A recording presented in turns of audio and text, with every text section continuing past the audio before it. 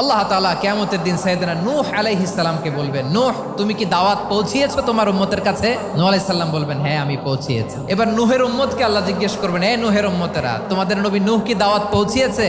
নূহের উম্মত বলবে, না আল্লাহ, কোনো দাওয়াতও আমরা পাই নাই, আপনারাও চিনি নাই, জান্নাতও চিনি নাই, জাহান্নামও চিনি নাই। নূহ আলাইহিস সালাম বিপদে পড়ে যাবেন। তখন আল্লাহ বলবেন, নূহ তোমার পক্ষে কোনো সাক্ষী আছে?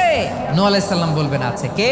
উম্মতে মুহাম্মাদি। তখন আমরা বলবো, আল্লাহর নবী নূহ আলাইহিস সালাম তিনি আপনি যা যা বলেছেন ঠিক তা তার উম্মতের কাছে পৌঁছে দিয়েছে। এবার নূহের উম্মতের সাথে আমাদের ঝগড়া লাগবে। তারা বলবে, তোমরা আসছো আমাদের হাজার হাজার বছর পরে, তোমরা কি করে জানলা? তোমাদের সাক্ষী ধর্তব্য হবে না? আমরা তখন বলবো, আমাদের কোরআনে তোমাদের নবীর নামে আল্লাহ তাআলা একটা সূরা নাজিল করেছেন, সূরাতে নূহ। দিন রাত এক করে তোমাদের কাছে তিনি দাওয়াত পৌঁছেছেন, সব আমরা জানি। আমরা যখন বলবো এই কথা, নূহের উম্মত চুপসে যাবে। তখন আমরা সত্য বলেছি কিনা এটা আল্লাহ তাআলা জানতে চাইবে বিশ্বনবীর কাছে। তখন বিশ্বনবী আমাদের পক্ষে সাক্ষী দিবেন। আওয়াজ করে বলেন আল্লাহু আকবার।